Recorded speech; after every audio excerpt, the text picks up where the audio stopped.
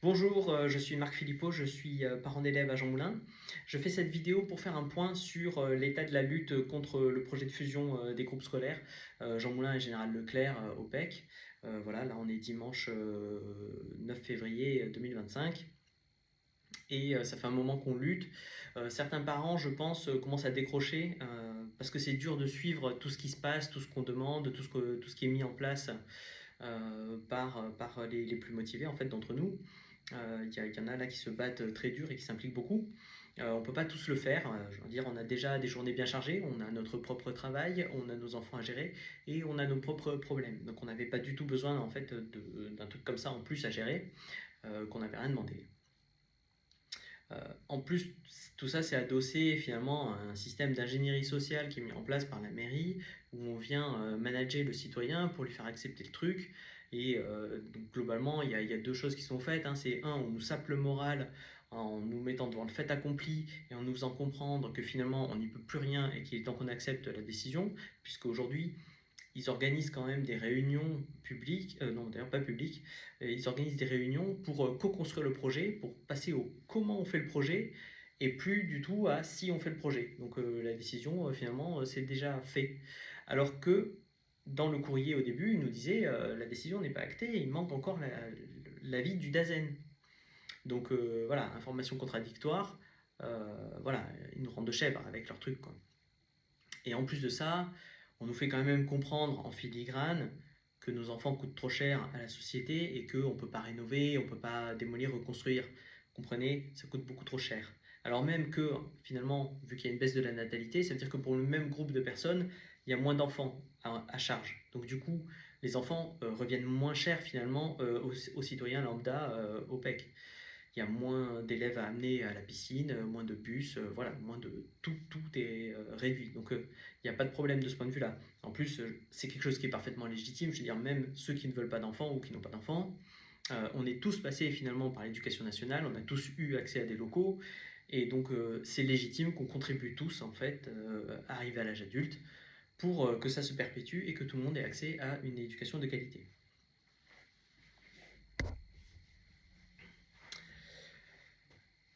Donc voilà où on en est. Maintenant, je veux faire un récap des arguments de la mairie et des moyens qu'ils ont mis en place. Sur leurs arguments, ça repose sur quatre choses. Le premier, le point d'entrée, c'est la baisse de la natalité. Ensuite, il y a la baisse de la fréquentation. Et enfin, il y a le fait que les solutions alternatives qui sont la rénovation et la démolition-reconstruction ne sont pas envisageables. Sur la natalité, effectivement, il y a une baisse de la natalité. Alors la natalité, c'est un truc qui fluctue beaucoup, ça dépend de beaucoup de paramètres, c'est assez compliqué. On pourrait y passer plus d'une heure à expliquer tous les paramètres qui jouent sur la natalité. En tout cas, c'est pas une fatalité. La natalité, elle est déjà remontée par le passé, elle peut remonter à nouveau, et je parle même pas du baby boom, hein, je veux dire, ça fluctue d'année en année. Donc effectivement, là, on est dans un creux en ce moment, et il y a une tendance de fond dans le monde occidental avec plutôt une baisse de la natalité, ça c'est vrai. Néanmoins, la visibilité elle est faible et ça peut tout à fait remonter ultérieurement. La visibilité qu'on a en fait aujourd'hui, c'est les naissances de 0 à 3 ans qui vont entrer ensuite en école maternelle et l'ensemble qui, du coup, d'ici 6 ans, basculera sur l'école primaire. Ça, c'est à peu près la visibilité qu'on a. Mais un groupe scolaire, lui, il ne se gère pas sur 6 ans ou 10 ans. Il se gère sur 20 ans, 30 ans, 40 ans, 50 ans. On est sur le demi-siècle. Donc c'est bien au-delà de la visibilité qu'ils ont aujourd'hui. Et après, on peut tabler sur des modèles, mais bon, en réalité, on n'en sait pas grand-chose. La natalité, ça dépend vraiment de beaucoup de paramètres, et notamment des politiques publiques. Parce que la baisse de la natalité, c'est un problème, et en face, on est censé avoir une réponse, justement, des pouvoirs publics. Et là, on a quoi? On a un truc qui va aggraver le problème. Pourquoi? Parce qu'en en fait, on rend la parentalité plus compliquée, tout simplement. C'est-à-dire, ce qu'ils font aggrave la cause. C'est quand même un niveau d'incompétence qui est assez, c'est assez irréel quand même. Donc voilà où on en est là-dessus. Ensuite, la natalité, elle va impacter le niveau de fréquentation. Mais il faut savoir aussi que le niveau de fréquentation, il est impacté par une modification de la carte scolaire. Et il y a déjà des rues qui ont été détachées de Jean Moulin pour être réparties sur d'autres écoles. Donc en fait, ils ont aggravé ce problème. Donc ils ont beau jeu maintenant de nous dire oui, mais il n'y a pas assez de fréquentation à Jean Moulin. C'est vrai qu'il y a une baisse de la natalité, mais ils ont aggravé le sujet. Par ailleurs, donc la baisse de la fréquentation, en quoi finalement ça nous impacte? Ils nous disent il va y avoir des doubles niveaux, et donc c'est grave.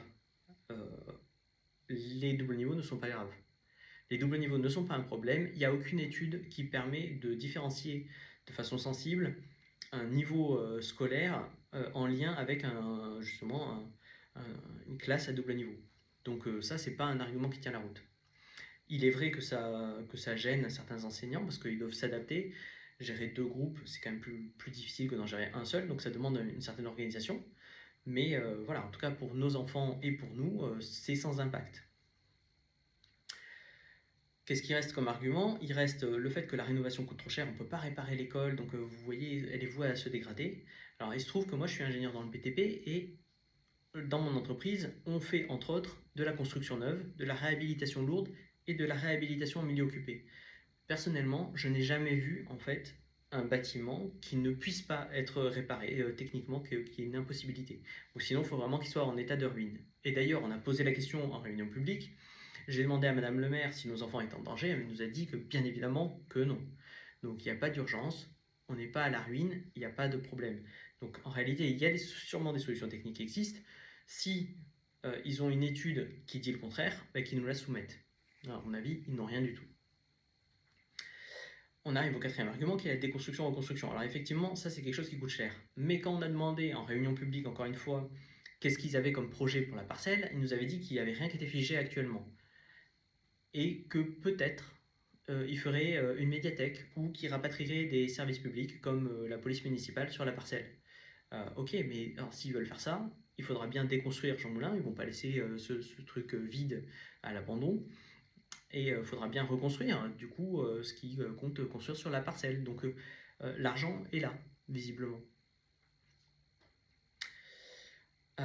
Quoi d'autre? Oui, sur ce sujet de déconstruction en construction, ils nous ont dit qu'en plus, argument complètement claqué au sol, ils nous disent qu'en plus, ils avaient consulté des architectes qui avaient monté des projets et les projets étaient tournés vers l'avenue Charles de Gaulle. Et vous comprenez, c'est un drame parce que, voilà, évidemment, il faut des projets qui sont tournés vers la Seine. Alors pourquoi? Je ne sais pas. Donc ce niveau d'argumentation est complètement bidon. Nous, on s'en fiche en fait d'un groupe scolaire qui est tourné vers la Seine. Nous, on arrive majoritairement de l'avenue Charles de Gaulle. Donc je ne vois pas à quel moment c'est impératif que ce soit tourné vers la Seine. En fait, le cadre, c'est à la sortie de l'école que c'est intéressant. À la sortie de l'école, effectivement, on veut le parc, on veut les bords de Seine, on veut les espaces verts et les terrains de sport. Oui, ça a de la valeur. Donc voilà, là on a fait le tour de leurs arguments, ça repose seulement sur ça. Et avec tout ça, ils nous sortent un projet qui en fait n'est pas abouti, parce qu'ils n'ont pas fini les études sur l'extension au niveau de Général Leclerc. Donc il n'y a pas de maîtrise à ce jour du budget ou des délais. Et quand même, la cerise sur le gâteau, c'est qu'ils ne savent pas réellement ce qu'ils vont faire de la parcelle une fois qu'ils auront fermé l'école. C'est quand même assez incroyable. Moi, j'aimerais bien qu'ils demandent mandat aux citoyens là-dessus et qu'ils se présentent en 2026 avec ça comme programme. Fermeture d'une école, sans solution aboutie de l'autre côté, sans avoir le budget de l'autre côté et sans savoir ce qu'on fait de la parcelle. Avec ce niveau d'amateurisme, ça m'étonnerait qu'ils puissent être élus. Enfin bon, visiblement, ils ont déjà réussi, mais voilà, qu'ils aillent demander mandat pour un projet qui affecte toute la ville finalement, et sur une durée qui est longue, puisque là on parle d'une vision à long terme. Parce que un truc comme ça, ce sera forcément irréversible. Je veux dire, derrière, si on doit réouvrir une école dans 10 ans ou dans 20 ans, ou refaire une extension à Général Leclerc ou sur une autre école pour absorber un regain de natalité, voilà, il va falloir sortir de l'argent derrière. Donc tout ça, c'est pas anodin en fait, ça nous engage tous collectivement, tous les Alpicois, et ça se soumet aux administrés. Voilà, en démocratie, c'est comme ça. Maintenant, en quoi cela nous impacte, nous? Donc il y a plusieurs impacts. Il y a le temps de trajet, c'est le plus évident. Et il y a aussi la sécurité sur le trajet parce que les trottoirs ne sont pas sécurisés sur ce tronçon-là. Et en plus, il y a des flux croisés avec des vélos, des trottinettes. Enfin voilà, il y a tout un trafic qui fait qu'en fait, on va avoir beaucoup de monde qui va se croiser sur cet endroit-là. Ensuite, il y a le site lui-même, donc il y a tout ce que je disais sur à la sortie, effectivement, voilà, c'est un espace privilégié. Alors, il faut voir que du côté Général Leclerc, ils ont effectivement, la mairie a été active. Ils ont reconstruit un square qui est au milieu de places de parking, par contre, et au milieu des bâtiments. Mais ils ont quand même, voilà, ils ont quand même remis un petit peu en valeur. Et ils ont construit un city stade pour que les enfants puissent jouer sur un terrain de sport. Maintenant, tout ça, ça a été conçu pour le quartier et c'est dimensionné pour Général Leclerc. C'est plus petit que ce qu'on a nous à Jean Moulin et c'est évidemment plus petit que ce qu'il faudrait pour à la fois Général Leclerc et Jean Moulin. Donc le compte n'y est pas en fait, hein. C'est vraiment une perte de cadre quoi, et d'environnement. Ensuite, le fait d'avoir le site Jean Moulin, c'est quand même une chance. L'école maternelle, l'école primaire, le collège, tout au même endroit. Quand on s'installe dans le coin, on sait que voilà, tout l'essentiel de la scolarité, il est déjà assuré et on n'a pas de tracas par rapport à ça. Et évidemment, c'est un argument aussi pour la revente, hein, pour ceux qui ont acheté ici. Quand on vend un bien immobilier ici, c'est un élément voilà, qui parle, quoi. Je veux dire, les parents sont touchés par ça. C'est quelque chose qui est pris en compte. Voilà. Et quand bien même on ne serait pas concerné par l'ensemble de ces trucs-là, un alpicois lambda ou un citoyen lambda, je pense que tout le monde peut s'offusquer finalement du niveau de mépris de cette mairie pour ses administrés et de la façon dont ils montent ce projet et essayent de le passer en force en nous retirant en fait tout le pouvoir de décision. Ils nous ont donné un pouvoir de parole pour qu'en fait on puisse souffler, hein, puis qu'on puisse exprimer notre colère, et puis comme ça retombe, et puis comme ça il passe tranquille, quoi. Mais ça c'est vraiment, c'est du mépris pour la démocratie. Moi je rappelle que la démocratie ça vient de démos le peuple, kratos le pouvoir. C'est pas de la liberté d'expression. La liberté d'expression c'est autre chose et c'est quelque chose qu'on a déjà pour le coup. La démocratie c'est quand les élus font leur job et se mettent en phase avec leurs administrés pour traduire la volonté du peuple. Le gouvernement du peuple, par le peuple, pour le peuple. Voilà. Enfin, en conclusion, je voudrais que chacun se fasse confiance individuellement, parce que je pense qu'il y a des gens qui sont prêts à accepter ce projet. Je pense qu'il y a des gens qui sont généreux, qui sont agréables et qui ont un sens du commun et qui sont prêts finalement à prendre sur eux et à accepter que bon voilà, c'est un peu de désagrément en plus, mais je peux l'endurer. Alors effectivement, ils peuvent l'endurer, mais ils n'ont pas à l'endurer. Vous n'avez pas à l'endurer. En fait, personne n'a à supporter ça parce que le gain, il appartient à qui finalement? On va supporter ça pour qui? C'est pas pour le bien commun, parce que quel alpicois vous demande quoi que ce soit là-dessus? Qui vous a demandé quoi que ce soit si ce n'est la mairie? À ce stade, cela ne sert les intérêts de personne. Et il faut se faire confiance individuellement parce qu'il y en a qui sont trop promptes à se sacrifier finalement pour rien, quoi. Je veux dire, ces gens-là qui sont tournés vers les autres et particulièrement généreux, ils sont au top finalement de la générosité. En dessous, il y a des gens comme moi qui sont individualistes et qui pensent que le vécu de chacun est important et que donc chacun doit faire valoir ses intérêts. En dessous, il y a les égoïstes qui ne pensent qu'à eux et qui s'en foutent des autres.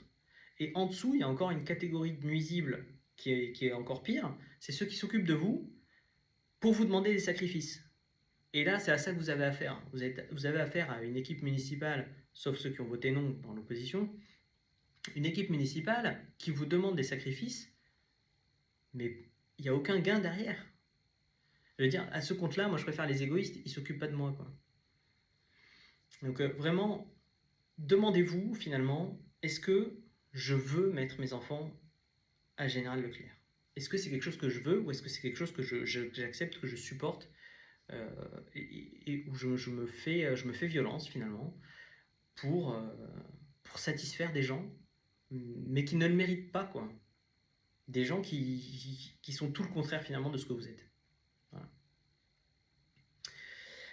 Et quand on raisonne comme ça, on peut quand même jouer collectif en fait, parce que si ça vous affecte vous, ça affecte probablement d'autres personnes. Et donc il faut le dire, il faut le verbaliser pour qu'on puisse se compter, qu'on puisse savoir qu'on n'est pas seul et qu'on puisse agir collectivement.